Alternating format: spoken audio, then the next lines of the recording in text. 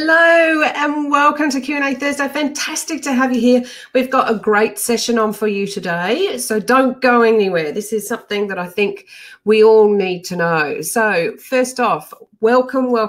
Great to see you. This is our second last Q&A Thursday for the year, so exciting times, and I've got a really cracker lined up for next week. But we're talking about this week now, so we've got some great stuff that I want to talk to you about today. And I think it's going to be something that is relative to everybody. So it'd be really fantastic to hear your thoughts, your insights, and all that sort of stuff. So what are we going to talk about today? We're going to talk about the 10 ways that you can be, an absolute crap leader. Okay, so these are the things we want to avoid. These are the things that we don't want happening in our leadership traits and how we react to things and all that sort of stuff. So I'm going to talk about the 10 traits that make a really crap leader, and then you can determine if you've got one or two of these, how can we work on that? How can we make it a little bit better? Okay. So without further ado, great, we've got some people on the air. Fantastic. Welcome, everybody. Great to see you here. If you can see and hear me, if you can just put a little hi in the I'll just do one to you guys. Hi there. If you just want to do a hi back, that'd be fantastic. And then I'll know that you can see and hear me. That would be fabulous. All right, so the 10 ways that you can be a crap leader. Now, who wants to be a crap leader? We do not want to be one of those. So yeah, that's what we're going to talk about today. And I'm going to share my screen with you. I'm just waiting to see if I can hear from anybody. Okay. All right. Hey, hello, Tony. How you going? Fantastic. So you can see and hear me? That's brilliant. Okay, so let's share my screen. Remember, it's the second last one of the year. Okay, so next week will be our last one. Next week will be the 13th. Yes, and that's our last one till mid-January. So I'm glad that you stopped on by. Okay, let me share my screen with you. We're talking about the 10 ways you can be a crap leader. So these are 10 ways that you want to avoid if possible. You don't want to be a crap leader. You want to be a great leader, and no doubt you already are. But sometimes these 10 little things can creep in and ruin all our good work. So it's really, really important for us to keep cognizant of the fact that there are some ways that we can ruin our credibility and reputation and all our standing as a leader. And I've seen this happen in a few occasions, and I'll give you a couple of stories as I go. But yeah, okay, so let's see what we've got here. Dishonesty. So I've seen this happen a number of times with leaders, and it's not done to be vindictive, but it's done to try and hide stuff. That is still being dishonest. So if you've got this thing coming down the line, if you've got some changes coming in, you don't have all the details, your team members are asking you and you're going, oh, no, it's not going to happen, or I don't know, or whatever else. You need to say, look, I know there's something coming down the line. I haven't been privy to any of the information yet. When I am, I will hand it on. That's being honest. If you say, no, I don't know anything about it, or that's still being dishonest. So withdrawing information is the same as giving the wrong information. So we just have to be really careful on how we do this, because it's really easy for people to sort of jump on that they're lying to me bandwagon, and then it takes a long time to get rid of that. Okay, so dishonesty is probably one of the things that we need to be careful of the most, because sometimes we try to do it to protect our team members, or to do something that's meant to be good, but we end up being dishonest. So we just have to be careful with how we do this. If you don't know something, say you don't know it. If there's something coming down the line, then you can bet your bottom dollar the team members will know about it before you do, or they will know some parts about it. So just be honest. You know what? I haven't been talked to about it. I know this is coming. I've heard the rumours as well. Let's just wait and see, and I'll try and find out in that team meeting that I've got next week, or whatever it may be. Okay, really, really important to try and keep upfront and honest. And if there's stuff that's coming down the line that you can't tell them, then say that. Say, you know what, there is stuff I have been talked to on a number of bits and pieces. I can't disclose them to you yet, but we're having a big meeting next Thursday that everything's going to be revealed. So wait out till then. So you're not lying to them. You do have the information, just not going to give it. And that's okay too. Okay, so there's those really upfront, genuine authenticity that's really, really important with a leader. So let's have a think about that one. So what's the next one? Arrogance. So this is having an unhealthy ego, having an ego that is so over the top. You don't listen to anybody. There's no innovation. You don't take feedback on board, all those sorts of things. So we don't want to be that arrogant leader who think they are the best at everything and they know everything. And I have no doubt that you either have worked with someone like that, seen someone like that, or have been privy to someone like that, and you know how it made you feel. Okay, so imagine how it makes the team feel when they have a leader whose ego is so huge that they become really, really arrogant. And we do not want that. That is very off-putting. People will stop coming to you. People will stop asking your opinion, and you won't have any influence. So it's really, really important to keep your ego in check and make sure that you don't become on the border of arrogance and think that you know everything. It does diminish leadership. So make sure we keep that in mind. All right, what's the next one? Fear. So this is fear that, you might be new in the role, or this is a new team. So you're fearful, you don't want to make decisions, you don't want to rock the boat, you don't want to upset anybody, you don't want to do anything like that. Well, unfortunately, this is going to cripple you as a leader, because you need to have some courage. You need to exercise that courage muscle every day, whether that's having a courageous conversation, whether that's making an unpopular decision, with all those sorts of things are things that come with being a leader of people. And it means you're going to have to rock the boat sometimes, and you're going to have to make the unpopular decisions, and you're going to have those courageous, crucial conversations to make sure you're making your team accountable. And fear is going to absolutely cripple you from doing that. So we don't want you to be too doubtful or too scared or too nervous or too anxious to rock the boat. You need to be able to exercise your courage muscle. You need to have the bravery to be able to step up to the plate when nobody else wants to. So fear is going to absolutely disable you from doing that. Fear becomes your limitation. So if you say, I can't have those crucial conversations, or I can't make that decision on my own, or I can't, suddenly your limitations are getting smaller and smaller and smaller until you have this very thin band of what you're willing to do. So what we need to do is smash those boundaries out and go, I'm going to innovate, I'm going to create, I'm going to have those crucial conversations, I'm going to make my team accountable, I'm going to delegate, even though I know they're not going to do the job as well as me, but it'll be great capability build for them, all those sorts of things. So it's really, really important to make sure that we try and cull the fear. Now, how do we do that? Number one, get a mentor. So somebody that doesn't even have to be your manager, somebody that you respect, somebody that you think has got, does things really, really well. Go and speak to them on a regular basis, whether that's fortnightly, weekly, monthly, whatever suits you. And go and speak to them and say, hey, listen, I've got this decision to make I'm struggling with. They will build your confidence up. The second one is shadow other leaders. Get them on point as well. Bounce some ideas off them. Don't keep it to yourself. The third one, if you've got courageous conversations that you've got to do, elicit the help of your HR manager. Get them in, say, I want to do this myself. I want to overcome this fear. Can I just role play it with you once or twice? Okay, and get their thoughts and insights. So there's ways that you can build up your confidence to ensure that you can burst through that fear bubble.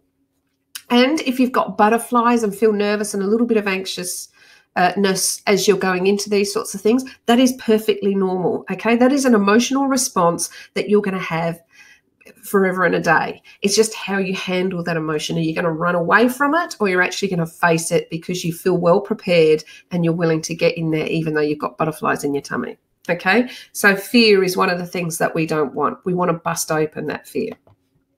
What's another one? Disrespect. This is a weapon of somebody who's really quite weak, okay? So somebody who disrespects others. And what does disrespect look like? If you're talking over the top of people, if you're not listening to people, if you're not considering what they've got to say, if you're undermining, if you're going behind people's backs, all that sort of stuff is really disrespectful. And it hurts people, but it also hurts organisations and departments as a whole.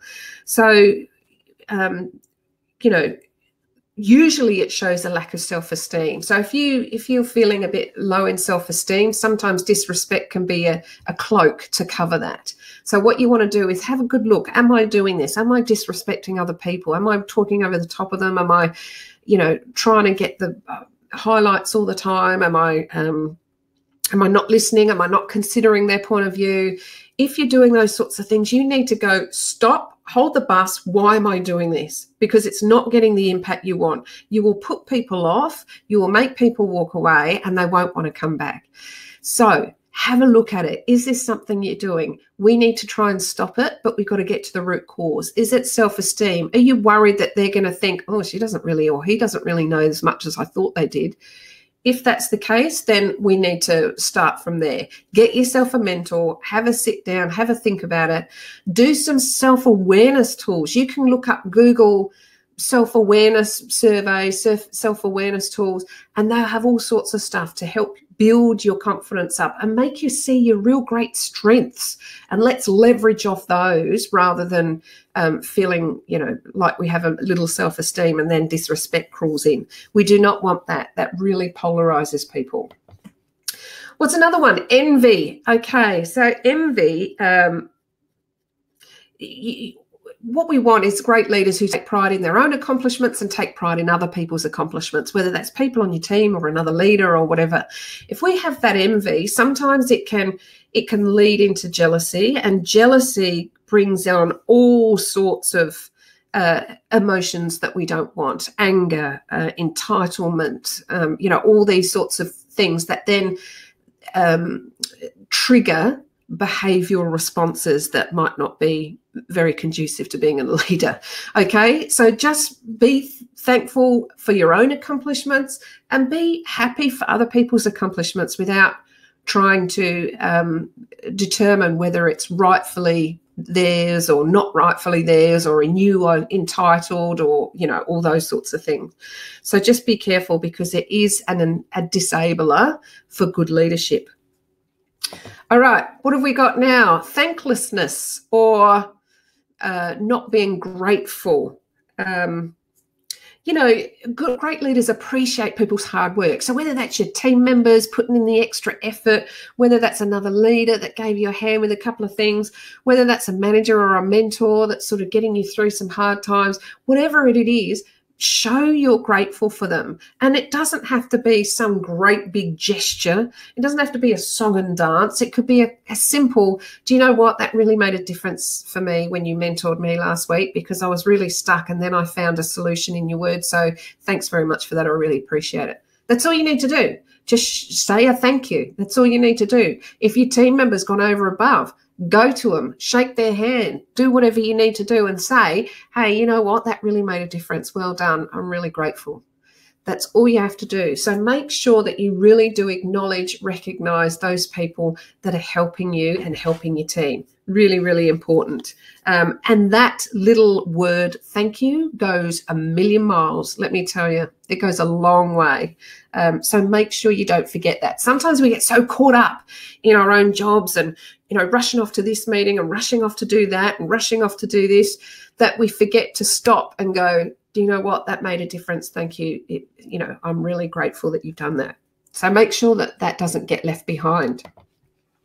Another one, favouritism. So I've seen this a bit. You know, you've got your high performer that doesn't rock the boat, that doesn't complain, that just gets stuff done on the right, you know, within the deadlines and all this sort of stuff. And sometimes we tend to favour, and we have to be really careful that we don't. Okay. Yes, you can show gratefulness and gratitude to that person who's doing a great job, but as long as they're not getting all the great jobs, as long as they're not getting all the great projects, as long as they're not getting that time off that they ask for, and then you tell someone else that they can't, so just make sure you're consistent with your base rules and regulations and policies and procedures of what you're doing, and you're not giving somebody a little bit more lean than the others. The way we can show gratefulness and stuff to our high performers, those people that are doing really well, is through thank yous, is through awards, is through recognition and reward. So it's not about favouring them over others. Favouritism is, and I've seen it in the workplace, and what it leads to is then people sort of don't throw their hat in the ring for anything, because they go, oh, Joe will get that, so it's not even worth me trying, or Joe will get this, so I'm not even going to bother, or Joe will get that, so I'm not going to bother going the extra mile because he'll get all the accolades anyway.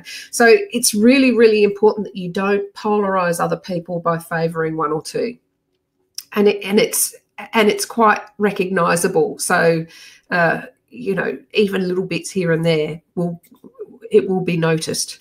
So try and keep consistent with your policies, procedures, and all those sorts of things. Keep consistent with how you recognise and reward. Keep consistent with how you draw the line in the sand, and when you have to have crucial conversations and when you don't, and it will make a world of difference. Okay, what's another one? Laziness. So good leadership does require hard work. And I'm not meaning pull up your sleeves and go and work on the machines that your team work on, or go and work on that quality project that they're working on. I'm not asking you to do their job, but your job is hard work. You've got to develop them. You've got to delegate and then build their capability to be able to do those jobs. You've got to have crucial conversations. You've got to have a bit of strategic planning.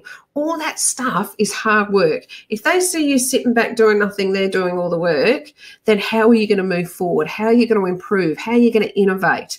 All those sorts of things. That's your job. How are you going to keep the team working together, keeping the communication up, keeping the rapport good, making sure that, there's a line drawn in the sand and you're making your team accountable. All that takes work every single day. So laziness can't come into leadership, unfortunately. So if you find yourself putting your feet up way too often, you're probably missing something. There's probably missing something there that's quite crucial. So have another look. Another one is conceit. So a leader who thinks they are the smartest in the room, the cleverest in the room, the better looking in the room, the best, without even consulting anybody else. So they make all these decisions without consulting anybody else. You might have a subject matter expert on your team, but if you're conceited, then you won't even consider their opinions or thoughts. You'll just go along with yours. It almost partners arrogance as well. So conceit and arrogance are very close together. You can't be compassionate, you can't be understanding, you can't be personable if you're conceited and arrogant, okay? And that's what you need to be considerate, you need to be understanding, and you need to be personable as a leader. These are the traits that you need to have. So you need to have empathy of others, you need to be able to listen to others, you need to be able to consider other people's opinions and points of view, so they might be able to challenge the status quo over the top of you. So conceit is not something that should be in a leadership trait, and it will be considered disabling for you as to be a really, really great leader. So make sure that we put that away. Another thing is rigidity. So what I'm talking about here is if you are very traditional, if you are saying we've done this one way for the last 15 years, so it's got to stay the same way. I understand there's some people that are quite traditional and quite, quite comfortable in that sort of level of all the policies and procedures that they know and how the rules that they abide by and all that sort of stuff. But when you've got that rigidity, it does cease your innovation, your creativity, you're challenging the status quo, all those sorts of things. So we need to make sure that, yes, we've got rules that we have to abide by. However, if somebody's coming in and saying, do you know what, I don't understand this rule, it doesn't make sense to me because of this, this, and this, be open to that feedback. Be open to having a look at things, challenging them, determining if there's a better way, determining if there's a smarter way, cheaper way, whatever it may be. Because sometimes we do things the same way for so long just because it is. Not because somebody sat down and said this is the best way. It might not be best practice. Somebody else with new, fresh eyes might come in and go, what are you doing that for? That's nuts to me. Then you can say, oh, okay, tell us why. We've been doing this way for ages. Tell me why it's nuts to you. You've got fresh eyes. So then, you know, taking this information on and not being too stuck in the same ways. So as a leader, you want to innovate. You want to create. You want to be able to challenge the status quo and do things differently and smarter and not work harder and all those sorts of things. So to enable you to do that, you have to be open to feedback from others. And so rigidity will actually disable you from doing that. All right, so they are the 10 things that you need to do if you want to be a crap leader. But of course, I know everybody wants to be the best that they can be. So sometimes these little things can wheedle their way into our behaviours and our emotions and how we feel about things. So we just need to sit ourselves down. We need to be aware of them, which is why I'm talking to you about them today. We need to be aware of them, and then we need to have a good look at, okay, which one of these am I done? Or if you have a really bad conversation and a bad day, that reflection time is really, really important for you to go, well, what would I do differently next time? How would I challenge that next time? What words would I use to get the right message across? Because sometimes your intention is one thing, but the words you use and how it comes across and how it's perceived by someone else could be something else. So, so just be mindful of that and be reflective.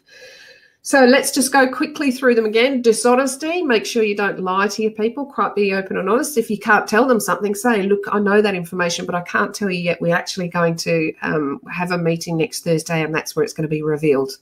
That's fine. Arrogance. Okay, we don't want to be arrogant. That's closely aligned to conceit, remember? So if we're not going to listen to other people, we're not going to take other people in consideration, it's not going to work for us. Disrespect. If you're going to talk over people, if you're not going to consider what they've got to say, if you're not going to be open to feedback and ideas, then that's going to disable you to be able to grow as a leader. Envy. It's a slippery slide into jealousy, which creates a sense of entitlement and an anger and all that sort of stuff. We don't want those behaviours coming out in our everyday work. Ingratitude or unthankfulness. So this is about getting so caught up with what we're doing every day and rushing off to this meeting and doing that that we stop and forget to thank those people that are really making a difference for us. Make sure that we do that. Favouritism. So making sure that, yes, you've got your high performers, yes, you've got your ones that you can rely on every day and all that sort of stuff, but ensure that you keep consistent with the way that you follow your procedures and regulations and all that sort of stuff. Okay, don't let some people get away with something and somebody else gets smacked on the wrist for it. Okay, so just that, making sure that that favoritism isn't there. Laziness. So you will have different levels of jobs to do from your team. So I'm not asking you to pull up your sleeves and get in there and start working, but all that strategic level stuff, your people skills, building your team, making sure that they're accountable, all those sorts of things. It's hard work. And obviously the last one we talked about, that traditionally rigidity, all those sorts of things which actually quash innovation, and we want to try and make sure that we do innovate on a regular basis. Okay, so that's it from me. Hopefully that helped you guys. Hopefully it's something that you can use. And next week we've got a beauty on, so make sure you don't miss it. It's the last one for 2018. Wow, how time flies. Okay, so without further ado, thank you so much for being with me today. See you, Tony. See you, the other lurkers that I know that are on the line. Hope you have a fantastic day today. Have a glorious weekend coming up, and I will see you next week on Q&A Thursday. All right, bye for now.